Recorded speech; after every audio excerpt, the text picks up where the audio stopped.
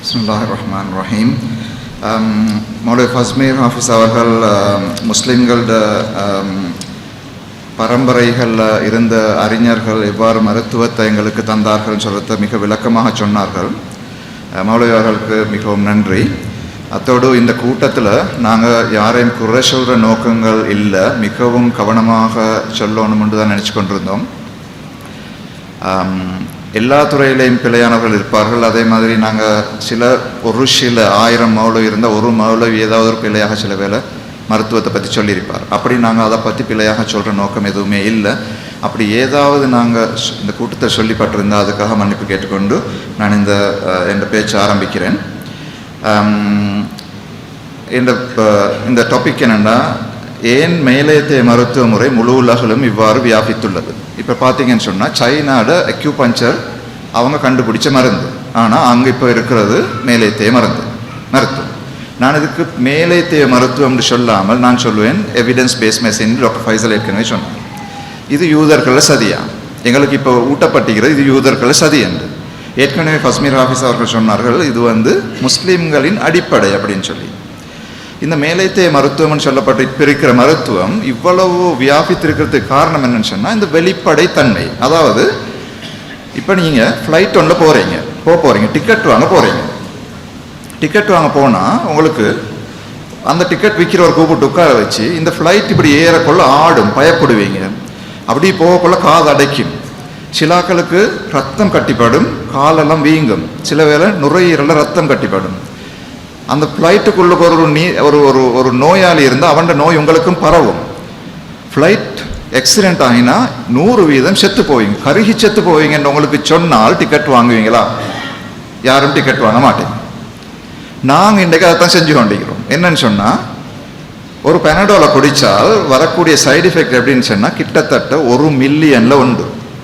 1 million ஆக்கள், அதாவது இந்த ஸ்ரீலங்காவில் உள்ள எல்லா முஸ்லீம்களும் ஒரே நேரத்தில் பெனடோலை குடித்தா 2 பேருக்கு கொஞ்சம் வயிற்றில் எரியும். ஆனால் அதை நாங்கள் எழுதுகிறோம், பப்ளிக்காக எழுதி வச்சுக்கிறோம் எல்லா இடத்துலையும். அதுதான் வெளிப்படைத்தன்மை. இன்றைக்கு ஸ்ரீலங்காவில் நீங்கள் வாகனம் ஓடினால் 1 மில்லியனில் 136 பேர் சாகையிலும். ஃப்ளைட்டில் போனால் 1 மில்லியனில் ஒருத்தர் சாகையிலும். ஆனால் மருந்துனால கிட்டத்தட்ட அப்படி ஏதாவது சீரியஸ் சைடு எஃபெக்ட் ஒன்று வந்தாலும் கூட 1 மில்லியனில் ஒருத்தர் தான் சாகையிலும், அப்படியே ஏற்பட்டாங்க. ஆகவே நாங்கள் இந்த வெளிப்படை தன்மையும் அடுத்தது முறைப்படியான ரிசர்ச், அதாவது இந்த மருந்துகளையும் நோய்களையும் முறைப்படி ஆராய்ச்சி செய்கிறது. ஆராய்ச்சி மாத்திரமல்ல, அந்த ஆராய்ச்சிகளை நாங்கள் வெளிப்படையாகவே வெளியிடுறது. அப்போ நீங்கள் கேட்கலாம், ஒருத்தர் ஆராய்ச்சி செஞ்சு சொல்லிட்டா அந்த மருந்தை பாவிப்பீங்களான்னு. அப்படி செய்கிறது இல்லை. நாங்கள் என்ன செய்யறதுன்னு சொன்னால், அந்த மருந்தை பற்றி இங்கே இலங்கையில் ஒரு ஆராய்ச்சி நடக்கும், இந்தியாவில் ஒன்று நடக்கும், இன்னொரு அமெரிக்காவில் ஒன்று நடக்கும், இங்கிலாண்டில் ஒன்று நடக்கும். இப்படி 10-15 ரிசர்ச் நடந்ததுக்கு பிறகு WHO அல்லது அரசாங்கங்களோ எடுத்து இல்லாத ஒரு யூனிவர்சிட்டிகளோ எடுத்து அதை திரும்ப அந்த 10ஐயும் ஆராய்ச்சி செஞ்சு சொல்லுவாங்க, இது எல்லாம் ஒரு மாதிரி தான் சொல்லுது, எனவே இதை ஏற்றுக்கொள்வோம் அப்படின்னு சொன்னால் அந்த மருந்து பாவிக்கப்படுது அல்லது அந்த மருத்துவ முறை பாவிக்கப்படுது. எனவே தான் அதில் ஒன்று என்னென்னா, நீங்கள் இன்றைக்கு இப்போ மெட்ஃபார்மின் எடுத்தீங்கன்னா ஒரு தாவரத்திலிருந்து எடுக்கப்பட்ட பதார்த்தம், ஆஸ்பிரின் எடுத்தீங்கன்னு சொன்னால் ஒரு தாவரத்திலிருந்து எடுக்கப்பட்ட பதார்த்தம், டிஜாக்சின் சொல்கிற மருந்து எடுத்தீங்கன்னு சொன்னால் ஒரு தாவரத்திலிருந்து எடுக்கப்பட்ட பதார்த்தம். இந்த பதார்த்தங்கள் அது ஆயுர்வேதமாக இருக்கலாம், யூனானியாக இருக்கலாம், அக்யூபஞ்சராக இருக்கலாம். நான் வேலை செய்கிற ஹாஸ்பிட்டல்லையும் அக்யூபஞ்சர் பாவிக்கிறோம். நாங்கள் அது சரின்னு கண்டால் நாங்கள் பாவிப்போம். அதுதான் இந்த வைத்தியமே தவிர இது ஆங்கில வைத்தியம் அல்லன்னு சொல்கிறத நாங்கள் விளைவிக்கிறோம். இது நாங்கள் பிள்ளையாக ஒரு பெயரை வச்சு கொண்டிருக்கிறோம். அடுத்தது இது யூதர்களை சதியான்னு சொல்கிறத நான் அடுத்தது விளங்கப்படுத்தினேன் உங்களுக்கு. அடுத்தது நாங்கள் இந்த நிகழ்ச்சியை செய்ய தொடங்கும் போதோ எங்களுக்கு ஒரு ஃபேஸ்புக் திறந்து எல்லாருக்கும் ஏசினாங்க. மௌலவிமார்லேருந்து பிடிச்சி டாக்டர்ஸ்மாருக்கும் ஏசினாங்க. சில மௌலவிமார்களுக்கு முஷ்ரிக்னு கூட சொன்னாங்க, எங்களுக்கு முஷ்ரிக்னு எழுதினாங்க. இதில் ஒன்று தான் நான் எடுத்து போட்டது என்ன, பொது நிகழ்ச்சிகளில் சாப்பாட்டை உட்படுத்தி பேசும் வைத்தியர்கள் ஏன் அவர்களிடம் சென்றால் மருந்தை சாப்பாடு போல் தருகின்றார்கள் என்று. ஏன்னு சொல்கிறேன். நான் எந்த நாளும் எந்த மீட்டிங்க்கு வந்தாலும் சொல்கிறது என்ன, குறைவாக சாப்பிடுங்க, கூட வேலை செய்யுங்க, நோயை தவிர்த்து கொள்ளுங்கன்னு சொல்லி. நோயை தவிர்த்து கொள்ளாட்டி என்ன செய்யணும், நோயோடு வந்தால் மருந்து கொடுத்து தான் ஆகணும். நோய்க்கு சரியாக மருந்து செய்யாமல் இன்னும் 5 வருஷம் கடந்தால் இன்னும் மருந்து தரணும். இன்னும் 5 வருஷம் சென்றா இன்னும் மருந்து தரணும். நீங்க 10 வருஷத்துக்கு போல சரியா மருந்து செய்யாம வந்தால் அதை சாப்பாடு மாதிரி தான் தின்ன வேண்டி வரும். இது எப்படின்னு சொன்னா, ஒரு வாகனத்தை நீங்க மெயின்டைன் பண்ணாம, ஆயில் மாத்தாம, சர்வீஸ் பண்ணாம ஓடிட்டு 5 வருஷத்துக்கு பிறகு கொழும்பு போக தேவைப்பட்ட இடையில நிப்பாட்டி ஆயில் ஊற்றணும், இடையில நிப்பாட்டி தண்ணி ஊற்றணும், எல்லாம் செய்யத்தான் வேணும், இல்லாமல் ஓட இயலாது. அது மாதிரி தான் இது. ஆகவே நாங்க முடிஞ்ச அளவு மக்களுக்கு சொல்றோம் என்னன்னா, நோயை தவிர்த்து கொள்ளுங்கன்னு சொல்றதான் சொல்றோம். நாங்க மக்களை நோயை உண்டாக்கி கொண்டு எங்கள்கிட்ட வாங்கொண்டு ஒரு நாளும் சொல்றது இல்லை. அடுத்தது, நான் எங்கட சமுதாயத்தில் உள்ள பெரிய ஒரு பிள்ளை எதுன்னு சொன்னா, உங்களுக்கு எல்லாருக்கும் தெரியும், நியூட்டன் ஆப்பிள் மரத்துல ஆப்பிள் கீழே வரும்போது யோசிச்சார், இது ஏன் கீழே விழுகுதுன்னு யோசிச்சார். உங்களோட பிள்ளை இந்த ஆப்பிள் காய் ஏன் கீழே விழுகுதுன்னு கேட்டிருந்தால் நீங்க என்ன சொல்லுவீங்க? நீங்க சொல்லுவீங்க, மடையா, இதை என்னத்துக்கு என்ன கேள்வி, அப்ப இது பறக்குமா, கீழே தான் விழுமுன்னு சொல்லுவீங்க. அப்படி அல்ல, எங்கட இஸ்லாமிய அறிஞர்கள், ஏற்கனவே ஃபஸ்மீர் ஹாஃபிஸ் சொன்ன அந்த அறிஞர்கள் அப்படி அல்ல செஞ்சார்கள். அவங்க ஒவ்வொரு விஷயத்தையும் இது ஏன் இது ஏன் இது ஏன் என்று யோசிச்சாங்க. இது கிட்டத்தட்ட எங்களுடைய இஸ்லாமிய உலகில் 6ஆம் நூற்றாண்டிலே தொடங்கி, 6ஆம் நூற்றாண்டுக்கு முன்னரே தொடங்கிட்டது. ஏற்கனவே ஃபஸ்மீர் ஹாஃபிஸ் சொன்ன மாதிரி இப்னு சீனாவோட புக் எத்தனையோ எத்தனையோ ஒரு ஒரு வால்யூம் கணக்கான புக்குகள் எழுதியிருந்தாங்க மருத்துவத்தை பற்றி. அந்த புத்தகங்கள் நீங்க பார்த்தீங்கன்னா, இன்றைக்கு நாங்க படிக்கிற நரம்பு தொகுதியில ஆரம்ப பகுதி இங்க காட்டப்பட்டிருக்குது, அதுல அடிப்படை காட்டப்பட்டிருக்குது இப்னு சீனாவால. இப்னு சீனா ரஹ்மத்துல்லாஹி அலைஹி காட்டின அந்த எழுதின புத்தகங்கள் லத்தீன் மொழிக்கும் பிற்காலத்தில் ஆங்கில மொழிக்கும் மொழிபெயர்க்கப்பட்டு இன்று காணப்படுகின்ற யூனிவர்சிட்டிகள்ல 1800ஆம் ஆண்டுகள் வரைக்கும் ஒரு டெக்ஸ்ட் புக்காக பாவிக்கப்பட்டது. அப்போ நான் இங்க சொல்ல வர்றது என்னன்னு சொன்னால், நாங்க தான் இந்த மருத்துவத்தோட தந்தைகள். இது பாத்தீங்கன்னா பக்தாதுல அந்த நேரம் இருந்த வைத்தியசாலை, 6ஆம் நூற்றாண்டுல பக்தாதுல கட்டப்பட்ட வைத்தியசாலை. நாங்க தான் வைத்தியசாலைகளை கட்டி உலகத்துக்கு முன்மாதிரியா இருந்திக்கிறோம். இது டுனீசியால கட்டப்பட்ட வைத்தியசாலை, நாங்க முன்மாதிரியா இருந்திக்கிறோம். இது அல் சஹ்ராவி தான் சத்திர சிகிச்சையை அறிமுகப்படுத்தினவர். இந்த சத்திர சிகிச்சைக்காக இவர் காட்டின உபகரணங்கள் இன்றும் பாவிக்கப்படுகிறது, சத்திர சிகிச்சைக்கு இன்றும் பாவிக்கப்படுகிறது. ஆனா நாங்க சொல்லிக் கொண்டிருக்கிறோம் சத்திர சிகிச்சை ஹராம்னு சொல்லிக் கொண்டிருக்கிறோம். என்றா அல் சஹ்ராவி ரஹ்மத்துல்லாஹி அலைஹி தான் சத்திர சிகிச்சையை காட்டி தந்தாங்க. பக்தாத்தில் உள்ள வைத்தியர்கள் கண்ணை பத்தி இது வரைஞ்ச படத்தை பாருங்க, இன்றைக்கு நாங்க விளங்குற கண் அன்றைக்கு வரைஞ்சிருந்தாங்க, கண்ணுக்குள்ளுக்கு போய் ஆபரேஷன் பண்ணினாங்க. அன்றைக்கு நாங்க இன்றைக்கு சொல்லிக் கொண்டிருக்கிறோம் இதெல்லாம் யூதர்கள் சதி என்று. யூதர்கள் சதி அல்ல, நாங்க யூதர்கள் சதிக்கு அகப்பட்டு இதை பிள்ளையா நம்பி கொண்டிருக்கிறோம். அதுதான் யூதர்கள் சதி. யூதர்கள் சதி இந்த இலுமினாட்டின்னு சொல்றது ஒரு பெரிய ஒரு நோய் எங்கட சமூகத்துக்கு பிடிச்சிரு பெரிய நோய் என்னன்னு சொன்னா, யூதர்களோட சதி, இலுமினாட்டின் சதின்னு சொல்லி பயந்து பயந்து பயந்தே நாங்க கோழைகளாகி எந்த முன்னேற்றம் இல்லாம கற்காலத்தை நோக்கி சென்று கொண்டிருக்கிறோம். அடுத்தது என்ன செய்யறோம்னு சொன்னா, எல்லாரும் இந்த வாட்ஸ்அப் ஹீரோ மாறு. இந்தியாவில இருந்து கொஞ்சம் பேர் மெசேஜ் அனுப்புவாங்க. ஏன்னா அவனுக்கு என்னண்டா, கோழி சாப்பிடப்படாது, காய்கறியை மட்டும் தான் சாப்பிடணும், புரோயிலர் கோழியை சாப்பிடாத கேன்சர் வரும்னு அவன் ஒரு போய் மெசேஜ் அனுப்பினா எல்லாருக்கும் அனுப்பி கொண்டிருக்கிறோம். இதைத்தான் நாங்கள் இன்றைக்கு செஞ்சு கொண்டிருக்கிறோம், தவிர நாங்கள் எதையும் கண்டுபிடிச்சதாகவோ முன்னேறினவோ கிடையாது. அடுத்து அக்யூபஞ்சரை பற்றி டாக்டர் அலி சஜா பேசினாங்க. எங்களுக்கு கொஞ்ச காலத்துக்கு முன்னர் அக்யூபஞ்சர் வஹியுடைய மருத்துவம் ஒன்று அறிமுகப்படுத்தப்பட்டது. அக்யூபஞ்சர்ல எல்லா நோயும் குணப்படுத்தலாம் ஒன்று அறிமுகப்படுத்தப்பட்டது.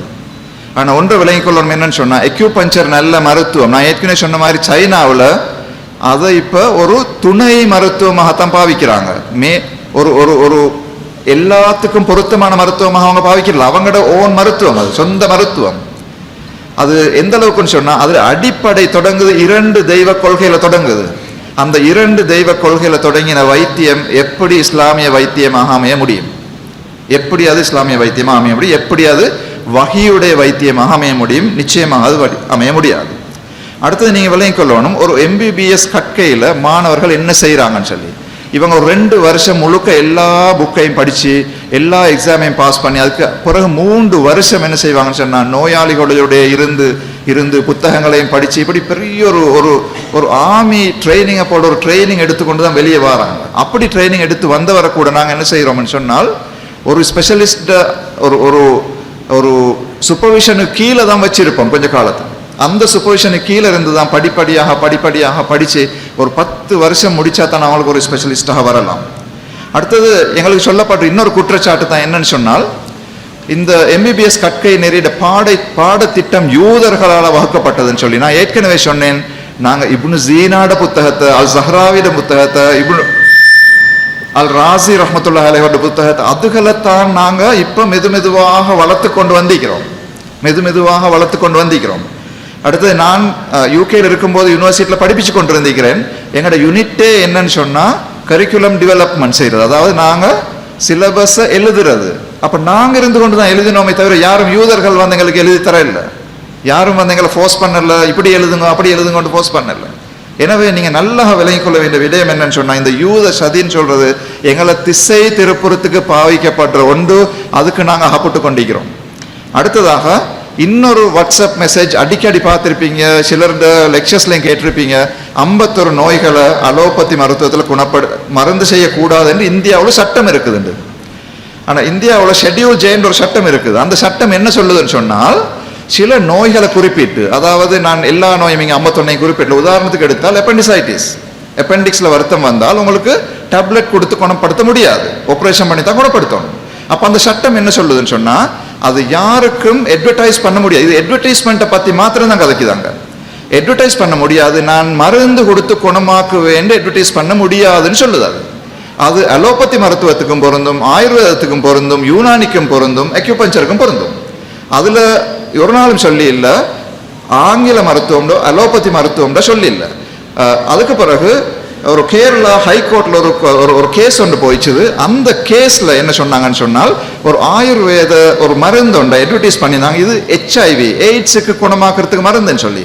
அந்த சட்டம் சொல்லுது, நீங்கள் எய்ட்ஸை குணமாக்குறேன்னு அட்வர்டைஸ் பண்ணால் அது பிழை, குற்றம்னு சொல்லுது. எனவே அந்த நபர் தண்டிக்கப்பட்டார், அது ஒரு ஆயுர்வேத மருந்துக்கு. ஆகவே இந்த செய்தி உங்களுக்கு வந்தால் இது சுத்தமான ஒரு பொய். அதாவது இங்கே என்ன சொல்லுதுன்னு சொன்னால், சில நோய்கள் குணப்படுத்த முடியாது மருந்தினால, ஆகவே ஆபரேஷன் ஒன்று தேவைப்படும், அதைத்தான் இது சொல்லுது. அடுத்தது நான் ஏற்கனவே சொன்னேன், இந்த யகூதிகளின் சதி, இலுமினாட்டிகளின் சதி, அமெரிக்கர்களின் சதி, இந்த டொய்லெட்டுக்கு போகாட்டியும் அமெரிக்காவோட சதி, இல்லாட்டி இலுமினாட்டிகளோட சதி. எந்த அளவுக்குன்னு சொன்னால், WHO உலக சுகாதார நிறுவனம் யகூதிகளோட கட்டுப்பாட்டில் இருக்குதுன்னு சொல்லி, அது இல்லைன்னு சொல்றதை தெளிவுபடுத்துறது ஒரு விஷயத்தை சொல்றேன்.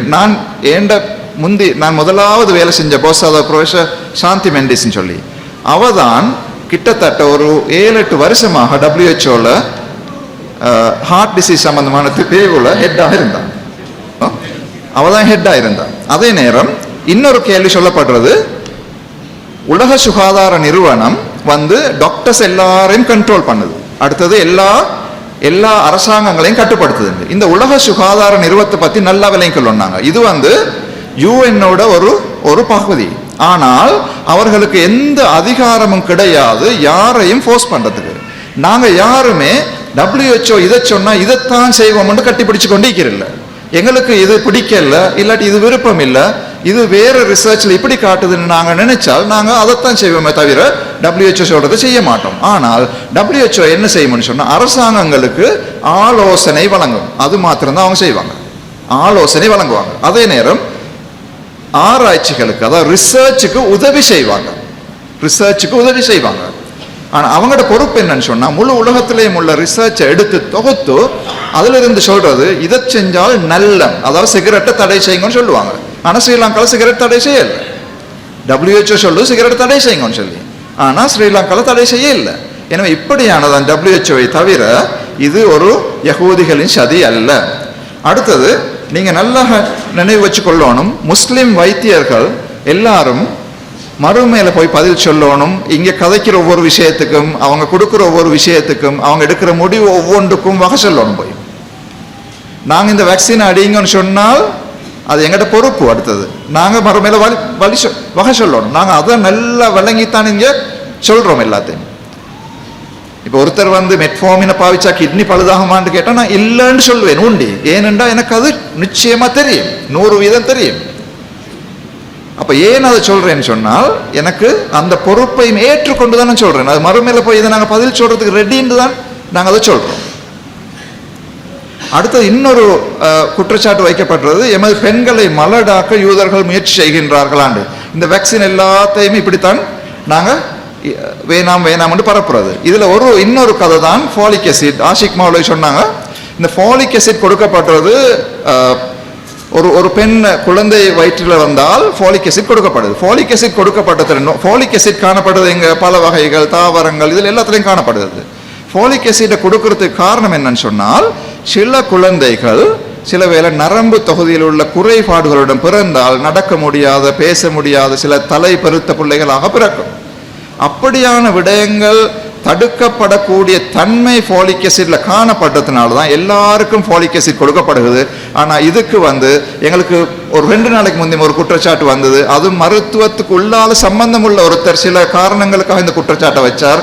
என்னன்னு சொன்னால், இதுல என்ன செய்யறாங்கன்னு சொன்னா, இந்த ஃபாலிக் ஆசிட்டை கொடுத்து தலையை பருக்க வச்சு பிள்ளைய சீச பண்றாங்க, அதனால டாக்டர் சம்பாதிக்கிறாங்க. இது கதை சொல்லலாம் இப்படி என்ன அப்படின்னு சொன்னால், உலகம் முழுக்க இதையா செய்யறாங்க. என்ன இங்கிலாந்துக்கு பாத்தீங்கன்னா, நான் எங்கட ஹாஸ்பிட்டல்ல எத்தனை சீச பண்ணாலும் டாக்டருக்கு மேலதிகமா சம்பாதிக்கல. எல்லாம் ஹாஸ்பிட்டல் கட்டும், கவர்மெண்ட் கட்டும். அப்ப அங்க என்னத்துக்கு கவர்மெண்ட் செலவழிக்குது? அவ்வளோ அவங்களுக்கு காசு கிடைக்குதா? இல்ல, கவர்மெண்ட் செலவழிக்குது. சீச பண்ணினா செலவு. ஆகவே சீசர் கூட்டத்துக்கு காரணம் ஃபாலிக் ஆசிட் அல்ல, வேறு சில காரணங்கள் காணப்படுகிறது. இலங்கையிலும் சில இடங்கள்ல சில பிரைவேட் இடங்கள்ல சில வேலை கூடுதலாக சீசர்கள் பண்ணப்படலாம். அதுக்குன்னு நான் சொல்ல வரல எல்லாம் சரியா நடக்குதுன்னு சொல்ல வரல. அதுக்குன்னு இது ஃபாலிக் ஆசிட் காரணம் அல்ல. அடுத்த இந்த வேக்சின்களை பத்தி ஏற்கனவே கதைச்சிருந்தோம். அடுத்த இன்னொரு கதை சொல்லுவாங்க. என்னன்னு சொன்னால், சவுதி அரேபியால சிசேரியன் ஆபரேஷன் பண்றது இல்லைன்னு சொல்லி, சவுதி அரேபியால சிசேரியன் ஆபரேஷன் பண்றது இல்லைன்னு சொல்லி நாங்க தெளிவாக தேடி பார்த்திக்கிறோம். சவுதி அரேபியால புள்ள கிடைக்கிறதுல 11% சிசேரியன் ஆபரேஷன்ல கிடைக்குது. அடுத்தது இப்ப ஊக்குவிக்கப்படுகிறது வீட்டுல புள்ள கிடைக்கணும்னு சொல்லி. அதுவும் எந்த அளவுக்குன்னு சொன்னா, பாஸ்கரன் சொல்றாரு அப்படின்னா, நீங்க டெலிஃபோன் பண்ணுங்க, நாங்க மாப்பிள்ளைக்கு அறிவுறுத்தல் கொடுக்கிறோம் பிள்ளைய பெறுறதுக்கு. அப்படி ஒன்று நடந்து ஒரு தாய் இறந்து போனார் கிட்டடியில. பாஸ்கரன் கைது செய்யப்பட்டு கொஞ்ச நாள் சிறையிலும் இருந்தார். இது ஒரு மிக பிரச்சனையான விடயம். இந்த டெலிவரி, அதாவது குழந்தை பேரு பெண்களால செய்யப்படணும், பெண் வைத்தியர்களால் செய்யப்படணும் என்று சொல்றதுல எந்த ஆர்குமெண்ட்டும் இல்லை. யாரும் சொல்ல போறல செய்யக்கூடிய, கட்டாயம் செய்ய வேண்டியது. ஆனால் அது செய்யறதுக்குரிய வழிகள் தான் பிரச்சனை ஆகிக்குது எங்களுக்கு. அதுக்குன்னு சொல்லி நாங்கள் வீட்டில் செய்ய போனோம்னு சொன்னா பெரிய பிரச்சனை வரப்போகுது. எந்த அளவுக்குன்னு சொன்னா, நாங்க ஒரு 1995 இந்த கணக்கு பார்த்தோம்னு சொன்னா, இந்த கிராஃப்ல காட்டுது பெருமளவு இந்த தாய் மரணங்கள் குறைவடைந்திருக்குது, குழந்தை மரணங்கள் பெருமளவு குறைவடைந்திருக்குது. எனவே நாங்க வீட்டுக்கு திரும்ப போனோம்னு சொன்னால், வீட்டில் குழந்தை அதாவது மருத்துவச்சிகள் செஞ்சுதான் இந்த அளவு தாய் மரணங்கள் ஏற்பட்டது. மருத்துவச்சிகள் செஞ்சுதான் குழந்தை மரணங்களும் ஏற்பட்டது. நான் இதுல சொல்ல வரல நாங்க மரணங்கள் எல்லாத்தையும் நிப்பாட்டுறோம், அல்லாட கலா கதிர்னு இல்லைன்னு சொல்லி. ஆனாலும் நாங்கள் அதுக்குன்னு சொல்லி ஒரு லைசன்ஸ் இல்லாத சின்ன பிள்ளை 12 வயசு கொடியன்ட்ட காரை கொடுத்து அனுப்பினா அவங்க கொண்டு போய் முட்டுவாங்க. இல்லாட்டி லைசன்ஸ் இல்லாத 50 வயசு கிழவன வயசாலியா இருந்தாலும் அவருக்கு லைசன்ஸ் இல்லை, ஓட தெரியாட்டி காரை கொடுத்தா முட்டி அவரும் சேர்த்து இன்னொரு சாகுவார். அது கொலை. அது மாதிரி தான் நாங்கள் சரியான வசதிகள் இருக்கும்போது குழந்தை பேரை வீட்டில் செய்ய போனோம்னு சொன்னால், ஒரு தாய் இறந்தால் அதுக்கு வகை செல்ல வேண்டிய பொறுப்பு எங்களுக்கு இருக்குது. அடுத்தது நான் சிலதை விட்டுட்டு போறேன். இந்த மெட்ஃபார்மின் பாவிப்பதால் சிறுநீரகம் பழுதடையுமா? இது ஒரு எல்லார்ட்டையும் இருக்கிற கேள்வி. நான் உங்களுக்கு 100% தெளிவா சொல்றேன். என்னன்னு சொன்னா, மெட்ஃபார்மினால கிட்னி பழுதடைகிறது இல்லை. அப்ப ஏன் கிட்னி பழுது கேட்பீங்க நீங்க. ஏன் கிட்னி பழுதடையுதுன்னு சொன்னால், நாங்க மெட்ஃபார்மினை பாவிச்சு கொண்டிருக்கிற சில வேளை 2 டேப்லெட் பாவிச்சுட்டு இருப்போம். உங்களோட சீனி எந்த நேரம் 200 அல்லது 250 அல்லது 180. இப்படி 5 வருஷத்துக்கு போனா அந்த சீனி நஞ்சு, உங்களோட சீனில் மேலதிகமாக இருக்கிற சீனி உங்களுக்கு நஞ்சு. அதனால தான் கிட்னி பழுதடைய தவிர இந்த மெட்ஃபார்மின் அல்ல. நீங்க சீனி நோயை ஆரம்பத்திலிருந்தே கட்டுப்படுத்தினால் உங்களோட கிட்னியை பழுதடையறதுக்குரிய சந்தர்ப்பம் இல்லை. அதுக்குண்டு யாரோ ஒருத்தர் கிட்னி பழுதடையாதுன்னு இல்லை. அடுத்தது இன்சுலின் ஹராம். இன்சுலின்ல பன்றி கொழுப்புன்னு சொல்லுவாங்க, பன்றில் இருந்து எடுக்கப்படுதுன்னு சொல்லி. இது சுத்தமான பொய். என்னண்டா, இன்சுலின் கண்டுபிடிக்கப்பட்டது 1920ஆம் ஆண்டு. அந்த நேரம் பண்டிலிருந்து எடுக்கப்பட்டது. இப்ப நீங்க பண்டில் உள்ள இன்சுலின் தேடினாலும் வாங்கலாது. பன்றில் உள்ள இன்சுலின் என்ன எந்த நோயாளி ஒருத்தர் பாவிக்கிறார் இங்கிலாந்துல, அவருக்கு அதுதான் விருப்பம். அவர் கனடாலிருந்து இம்போர்ட் பண்றார். அவர் கனடாலிருந்து காசு கொடுத்து இம்போர்ட் பண்றார். ஆகவே இன்சுலின்ல பன்றி சம்பந்தம் எதுவும் கிடையாது. அடுத்தது, மருந்து கம்பெனிகள் எமது வளர்ச்சி அடைந்து வருகின்ற நாடுகளை ஒரு கினிபிக் மாதிரி, அதாவது பரிசோதனைக்கு பாவிக்கிறாங்களான்னு சொல்றது. என்னென்றா நான் இந்த துறையில் இந்த பரிசோதனைகளோடு சம்பந்தப்பட்டவன் என்றால் நான் இந்த ட்ரக் ட்ரையல்ஸ், அதாவது மருந்து பரிசோதனைகள் யூகேல இருக்கும்போது செஞ்சிருக்கிறேன். இது எல்லாத்துக்கும் வாரது மக்கள் இந்த வெள்ளைக்காரர்கள். அவங்கள்ட்ட சொன்னா இந்த மருந்தை பரிசோதிக்கிறதுக்கு வாரீங்களா, இவ்வளோ இது பிரச்சனை வரையிலன்னு சொன்னாலும் இல்லை, யாராலும் ஒருத்தருக்கு புண்ணியப்படும் தானே நான் செய்கிறேன்னு செய்வாங்க. இந்த ஊரில் கேட்டால் நீங்கள் எல்லாரும் ஓடுவீங்க. அது எல்லாத்தையும் 5-10 வருஷம் டெஸ்ட் பண்ணி போட்டு தான் இங்கே அனுப்புகிறாங்க. அதாவது ஒரு மருந்து கண்டுபிடிக்கிறதுக்கு நான் இதில் காட்டுறேன் உங்களுக்கு. இதில் பார்த்தீங்கன்னு சொன்னால்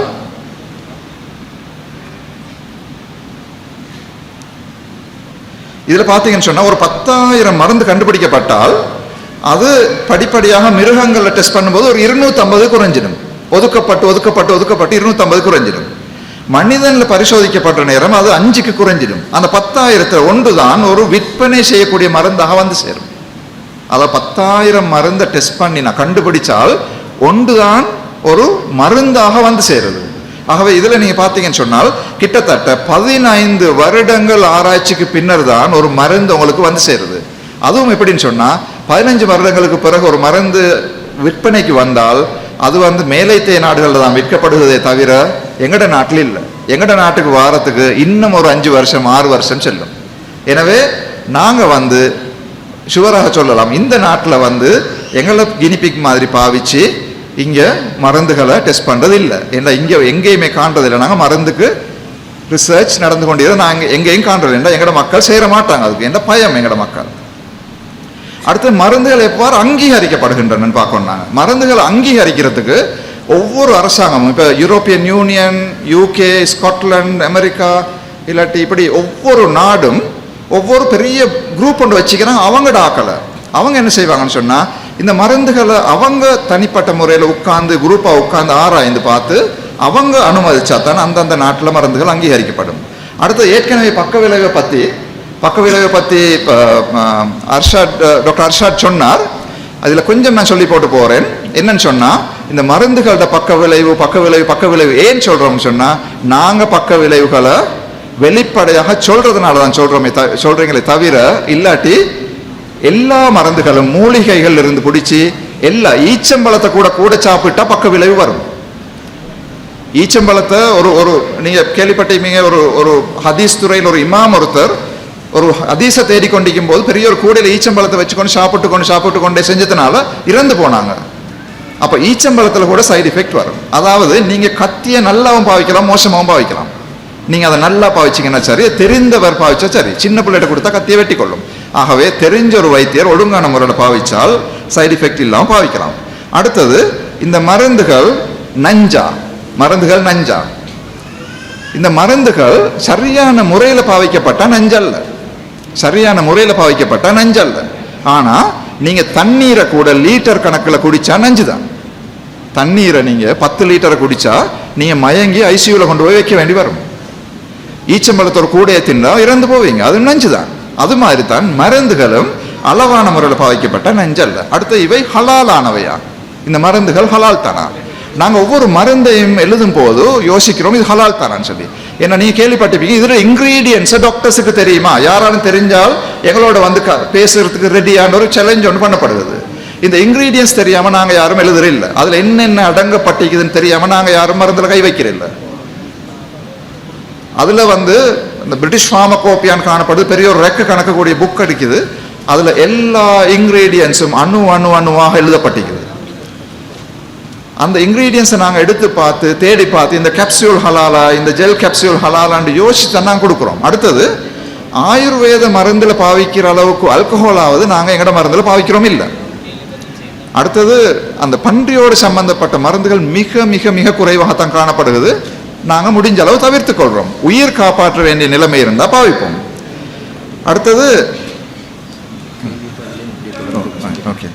அடுத்தது இந்த மருத்துவ மாஃபியான்னு சொல்றது. நான் இதுல டீட்டெயிலா போக நினைச்சு கொண்டிருந்தேன். டைம் காரணமாக நான் சுருக்கமாக முடிச்சுக்கொள்றேன். ஒரு கேள்வி வந்திருந்தது, இந்த மருந்து கம்பெனிகள் பொய்யான மருந்துகளை செஞ்சு அனுப்பி டாக்டர்ஸ் கமிஷனை கொடுத்து இதுகளை விற்கிறாங்கன்னு சொல்லி ஒரு கேள்வி ஒன்று வந்திருந்தது. இது சுத்தமான பொய். என்னன்னு சொன்னா, நான் ஏற்கனவே சொன்னேன், நாங்க போய் வகை செல்லணும். அப்படி செஞ்சோம்னு சொன்னா நாங்க போய் வகை செல்லணும். மகசரில் இந்த மருந்து கம்பெனிகள் அப்படி செஞ்சால் எல்லா நாட்டிலையும் செஞ்சால் எங்கேயோ ஒரு இடத்துல பிடிபட போகிறாங்க, அமெரிக்காலேயோ இங்கிலாந்துலேயோ பிடிச்சி போடுவாங்க. அதை அப்படி வந்து எல்லா ஒரு வேலை செய்யாத ஒரு மருந்தை கொண்டு வந்து சும்மா விற்கிறது இல்லை, தேவையான மருந்தை தான் தேவையானவர்களுக்கு கொடுக்குறோம். அடுத்தது, இந்த மருத்துவத்துறையில் பிரச்சனைகள் இல்லாமலும் இல்லை. நீங்கள் ஹாஸ்பிட்டலுக்கு போனவங்களுக்கு பிரச்சனை, ஏசுறது, உடுப்பு பிரச்சனை, சில வேளை நேரம் எடுத்து பேச மாட்டாங்க, சில வேளை சரியாக டயக்னோஸ் பண்ண மாட்டாங்க, இப்படி பிரச்சனைகள் காணப்படுகிறது. எங்களோட பிரைவேட் செய்யக்கூடிய டாக்டர்ஸ்டையும் பிரச்சனைகள் காணப்படுகிறது, சிலர்கிட்ட சில சில சில பிரச்சனைகள் காணப்படுகிறது, இல்லாமல் இல்லை. எல்லா துறையிலையுமே பிள்ளையானவர்கள் இருப்பார்கள், எல்லா துறையிலையும் பிள்ளையானவர்கள் இருப்பார்கள், பிசினஸ்ல பிள்ளையானவர்கள் இருப்பார்கள், ஆசிரியர்களும் பிள்ளையானவர்கள் இருப்பார்கள், இப்படி பிள்ளையானவர்கள் இருப்பார்கள். நாங்கள் என்ன இப்போ நாங்கள் ஸ்ரீலங்காவில் முஸ்லீம் டாக்டர்ஸ்ன்னு சொல்கிற வகையில் என்ன செய்கிறோம்னு சொன்னால், நாங்கள் எல்லாருடையும் ஒரு வாட்ஸ்அப் குரூப்பை வச்சுக்கொண்டு, நாங்கள் இப்போ 2 குரூப்பாக இயங்கி கொண்டிருக்கிறோம். அதாவது குரூப்பில் இடம் போதாதனால நாங்கள் ஏதாவது பிரச்சனை இருந்தால் அதில் டிஸ்கஸ் பண்ணிக்கொள்கிறோம். அக்குற நிலையம் எங்களோட டாக்டர்ஸ் குரூப்பில் வந்து ஒருத்தர் பிரச்சனை இருந்தால் மற்றவர் அதை கொஞ்சம் ஒரு கவனமாக சொல்லி அதுகளை தீர்த்து கொள்றதுக்கு முயற்சி செய்கிறோம். மற்றது நாங்கள் இன்னும் முயற்சி செஞ்சு கொண்டு தான் நிற்போம். முறைப்படி இன்னும் இன்னும் இன்னும் இன்னும் இந்த முறைகளை ஒழுங்குபடுத்துறதுக்கு நாங்கள் முயற்சி செஞ்சு கொண்டு தான் இருப்போம். அடுத்தது, வைத்தியசாலைகளில் பிரச்சனைகள் இருந்தால் எங்களோட மக்கள், நாங்கள் எப்போவுமே சொல்கிறோம் என்னென்னா, கம்ப்ளைண்ட் பண்ணுங்க. வைத்தியசாலையில் பிரச்சனை இருந்தால் கம்ப்ளைண்ட் பண்ணுங்க. இப்போ ஹெல்த் மினிஸ்ட்ரிக்கு லெட்டர் ஒன்று அனுப்பலாம். ஆனால் நான் எத்தனையோ பேர் நேரடியாக ஈடுபட்டுக்கிறேன் நான் பிரச்சனைகளில். எப்படின்னு சொன்னால், எல்லார்ட்டும் செய்யுங்க, ஆப்ரேஷன் பண்ணுங்க, இதுக்கு பிள்ளை இல்லாமல் இருக்கிறதுக்குன்னு சொல்லி பிடிச்சி வச்சு கொண்டிருப்பாங்க. அப்போ நாங்கள் போய் ஒரு மாதிரி அவங்கள எடுத்து விட்டு கம்ப்ளைண்ட் தாங்கன்னு சொன்னால், அடுத்தது நாங்கள் டெலிஃபோன் பண்ணினாலும் டெலிஃபோன் எடுக்க மாட்டாங்க. ஆனால் வாட்ஸ்அப்பில் மட்டும் பேசுவாங்க. இதை வாட்ஸ்அப்பில் பேசி வேலை இல்லை, நாங்கள் கம்ப்ளைண்ட் பண்ணணும். கம்ப்ளைண்ட் பண்ண மட்டும் பயம். கிட்னி டிரான்ஸ்பிளான்ட்டுக்கு சில ஹாஸ்பிட்டல்களில் 15 லட்சம் சில டாக்டர்ஸ் பகை எடுத்துக்கிறாங்க. நான் ஒரு ஆளை பிடிச்சி நாங்கள் சொன்னோம், நாங்கள் போலீஸோடு வந்து ஆளை அரெஸ்ட் பண்ணுறோம், உங்களுக்கு ஒரு கிட்னி டிரான்ஸ்பிளான்ட்டை நாங்கள் செஞ்சு தரோம், பொறுப்பு. ஓடிட்டார் அவர், அட்ரஸ் இல்லை அந்த ஆள், வர மாட்டாங்க. ஏன்னா அந்த பகை எடுக்கிற டாக்டரை எப்படி பிடிச்சி கொடுக்குறோம் நாங்கள்? ஏன்னா மக்கள் ஒத்துழைக்கணும். அப்போ நாங்கள் சிங்கள மக்கள் பிடிச்சி கொடுப்பாங்க, நாங்கள் பிடிச்சி கொடுக்குறோம் இல்லை. அப்போ நாங்கள் எப்படி கதைக்கலாம் இதை பற்றி, இந்த மருத்துவத்துள்ள பிள்ளையை பற்றி எப்படி கதைக்கலாம் நாங்கள்? அடுத்தது, பெண் வியோஜிகள் தேவைன்னு சொல்கிறோம். மற்றது இந்த கேள்வி ஒன்று வந்துருந்து, நான் அந்த கேள்விக்கும் பதிலாக சொல்லி போட்டு போகிறேன். இதில் பெண் வியோஜி தேவை, ப்ரைவேட்டில் குறைச்சலுக்கு பெண்களுக்கு பிரசவம் பார்க்கறதுக்கு வசதி தேவைன்னு சொல்லி இதில் பெரிய ஒரு பிரச்சனை காணப்படுது. என்னென்னா, ஒரு பெண் வியோஜியை ட்ரெயின் பண்ணுறேன்னு சொல்கிறது ஒரு ஆர்மி மேஜர் ஒன்று ட்ரெயின் பண்ணுற மாதிரி. பெண்களால் ரொம்ப கஷ்டமான ஒரு வேலை. பெண்கள் அதிலேயே ஈடுபட்டு கொண்டு அவங்களுக்கு குடும்ப வாழ்க்கையில் பெரிய பிரச்சனை வரும். ஆகவே ஒரு ஊரில் சரியான முறையில் செய்கிறோன்னா ஒரு 4 வியோஜியாவது பெண்கள் உருவாக்கணும் நாங்கள். அப்போ ஒருத்தர் 6 மணித்தேலம் வேலை செஞ்சுட்டு இன்னொருத்தர் வந்து பாடம் எடுக்கக்கூடிய மாதிரி. அப்போ அந்த அளவுக்கு நாங்கள் தான் எங்கள்ட பிள்ளைகளை ட்ரெயின் பண்ணணும். அடுத்தது எக்ஸாமில் வந்து அப்படி சும்மா பாஸ் பண்ணேல, அவங்களுக்கு MD எக்ஸாம் உண்டு. ஏன்னா ஒரு வருஷத்தில் சில வேலை 8 பேர் தான் பாஸ் பண்ணுறாங்க, 9 பேர் தான் பாஸ் பண்ணுறாங்க.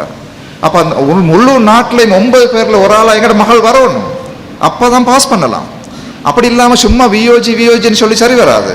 அடுத்தது, ஒரு ஹாஸ்பிட்டல் ஒன்றை வச்சுக்கொண்டு நீங்கள் ஒரு ஒரு ஒரு பிரசவம் நடத்துறேன்னு சொன்னால் அதுக்கு பல செலவுகள் காணப்படுது. வியோஜியோட ஃபீஸ், அதுக்கு சில வேலை இன்னொரு மருத்துவரோட ஃபீஸ், இன்னொரு நர்ஸ்ட ஃபீஸ், இன்னும் எத்தனையோ மெஷின்கள், எத்தனையோ ரத்தம் தேவைப்படும், அதுக்கு எத்தனையோ ஆயிரக்கணக்கில் கட்டணும். இப்படியான விஷயங்களை செஞ்சு போட்டு ஒரு செலவு இல்லாமல் எங்களுக்கு செய்கிறது கஷ்டம் இது. ஆனால் எங்களோட சமூகத்திலிருந்து டாக்டர்ஸ் உருவாகி வந்தால் கொஞ்சம் செலவு குறைச்சல் எங்களுக்கு செய்ய வசதிகள் வரலாம். ஆனால் நாங்கள் அதை செய்யணும். நாங்கள் அடுத்த இன்னொரு பெரிய ஒரு பிரச்சனை தான் இந்த ஃபார்மசிகளில் போய் மருந்து வாங்கி குடிக்கிறது. ஏன்னா ஃபார்மசிஸ்ட் இருக்கிறது என்னத்துக்குன்னா, டாக்டர் எழுதினத்தை விளங்கி இதுதான் மருந்துன்னு கொடுக்கறதுக்கு, அவர் நோயை கண்டுபிடிச்சு மருந்து கொடுக்கறதுக்கு அல்ல என்று சொல்றதை தெளிவாக விளங்கிக்கொள்ளணும். நாங்கள் ஃபஸ்மீர் ஹாஃபிஸ்ட்டை இதை பற்றி கேட்டோம். அவர் எங்களுக்கு தெளிவாக சொன்னார், இஸ்லாத்தில் அது அனுமதிக்கப்பட்ட விடயம் அல்லன்ட்டு சொன்னார். அதை நாங்கள் தெளிவாக சொன்னார் ஃபஸ்மீர் ஹாஃபிஸ். அடுத்தது, சில ஆன்டிபயோட்டிக்களை ஃபார்மசிகளில் வாங்கி குடிக்கிறதும் தவிர்க்கப்பட வேண்டியது. அதில் விவரங்களுக்கு நான் போக இல்லை, தவிர்க்கப்பட வேண்டிய ஒன்று. அடுத்தது, இன்னும் பல கேள்விகள் காணப்படுகிறது. அடுத்தது, உங்களது வைத்திய முறையில் 100% குணம் உண்டான்னு சொல்லி கேட்டிக்கிறாங்க. நான் ஒன்று சொல்லிக்கொள்ளணும், என்னன்னு சொன்னால், மருத்துவர் தொழில் நோயை கண்டுபிடிக்கிறது, நோய் என்னென்று கண்டுபிடிச்சு விளங்கப்படுத்துறது, மருந்தை கொடுக்கறது, மருந்தை செய்கிறது, சுகத்தை கொடுக்கறது அல்லாஹ் தாலான்னு சொல்றதை நல்லா விளங்கிக்கொள்ளணும். நாங்கள் அதை விளங்காட்டி எங்களோட ஈமான் பறி போயிடும். எந்த அளவுக்குன்னு சொன்னால், முந்தைய அப்போலோ ஹாஸ்பிட்டல் இந்தியன் கண்ட்ரோல் லீக்கில் இந்தியாவோட டிரெக்டர் சொல்லியிருந்தார், முஸ்லீம்களுக்கு அல்லாட நம்பிக்கை இல்லை, மருந்துட நம்பிக்கை தான் இருக்குதுன்னு சொல்லி. ஏன்னா போற நோயாளிகளோட அளவையும் அவன் நடந்து கொள்ற முறையையும் வச்சு அவர் சொல்றார் மருந்துல தான் நம்பிக்கை இருக்குதுன்னு. ஆகவே எனக்கு ஒரு ஒரு கேள்வி ஒன்று கேட்கப்பட்டது, நீங்க சொல்றீங்களாமே இந்த மருந்தை குடிச்சு பாருங்கன்னு சொல்லி. ஏன்னா இது நீங்க ரிசர்ச் டெஸ்ட் பண்ணியா பாக்குறீங்கன்னு சொல்லி. டெஸ்ட் பண்ற இல்லை, ஏன்னா அதைத்தான் செய்யலாம். ஏன்னா எங்களுக்கு சொல்ல இயலாது இதை குடிங்க உங்களுக்கு 100% குணமாகும் சொல்ல இயலாது எங்களுக்கு. என்ன ஒரு மனுஷனுக்கு குணமாகும் அல்லாஹ் நினைச்சா இன்னொரு மனுஷனுக்கு குணமாக மாட்டாது. ஆகவே எங்களுக்கு 100% சொல்ல இயலாது இந்த மருந்துக்கு நீங்க சுத்தமாக குணமாகிடுவீங்கன்னு சொல்லி. ஒரு தொகையான கேள்விகள் இருக்குது. நாங்க என்ன செய்யறோம்னு சொன்னால் எல்லா கேள்விகளையும் தொகுத்து நாங்க என்ன செய்ய போறோம் சொன்னா நாங்க ஏற்கனவே ஒரு வாட்ஸ்அப் குரூப் ஒன்று நடத்தி கொண்டு வரோம், ஆரோக்கிய வாழ்வுன்னு சொல்லி. அதுல ஏற்கனவே 2 குரூப் ஆக்கிட்டோம் நாங்க, கூடுதலான மக்கள் சேர்ந்ததுனால. அந்த குரூப்ல ஒவ்வொரு கேள்வியாக நாங்க இந்த இதுகளுக்கு பதில் சொல்லி கொண்டு போறோம். நீங்க அதுக்கு திருப்பி கேள்வி கேட்கலாம், வேண்டிய மாதிரி திருப்பி கேள்வி கேட்கலாம். எந்த அளவுக்குன்னு சொன்னா சில குரூப்புகள் எங்கள்கிட்ட கேட்டாங்க, நீங்க முனாஃபிக்னு சொன்னாங்க, நீங்க நேரடியாக முகத்துக்கு சொன்னாங்க நீங்க முனாஃபிக்னு சொல்லி. அதையும் கேட்டுக்கொண்டு நாங்க பதில் சொல்றோம், எந்த இதுவும் இல்லை. நீங்க அது மடமையான கேள்வியா புத்தியான கேள்வியா எதுவுமே பிரச்சனை இல்லை, கேள்வி கேளுங்க, பதில் சொல்றதுக்கு ரெடி. கேள்வி கேட்டால் தான் தெளிவு வரும், கேள்விகள் கேட்டால் தான் தெளிவு வரும். எனவே நாங்க அந்த வாட்ஸ்அப் குரூப்புக்கு விருப்பமானவர்கள் நம்பரை கொடுத்துட்டு போங்க, நாங்க சேர்த்துக்கொள்றோம், தாராளமாக கேள்வி கேட்கலாம். நாங்க இந்த கேள்விகளையும் அதுக்கு பதில் சொல்றோம், இன்னும் மேலதிகமான கேள்விகள் இருந்தால் அதுகளுக்கும் பதில் சொல்றோம் சொல்லி இந்த மீட்டிங்க்கு இவ்வளோ இதோட வந்ததுக்கு மிக மிக மிக நன்றின்னு சொல்லி முடிச்சுக்கொள்றோம். ஏண்டா நாங்க ஏன் இதை கஷ்டப்பட்டோம் சொன்னா, கிட்டத்தட்ட 1 மாசமாக இதை ஆர்கனைஸ் பண்றதுக்கு கஷ்டப்பட்டோம். ஏன்னு சொன்னா எங்களோட பொறுப்பு இதை நாங்க சொல்றது எங்களோட பொறுப்பு. நாங்க சொல்ல இல்லாட்டி நாங்க குற்றவாளிகளா இருப்போம் சொல்றதுனால தான் நாங்க இதை சொல்றோம் சொல்லி முடிச்சுக்கொள்றேன். அஸ்ஸலாமு அலைக்கும்.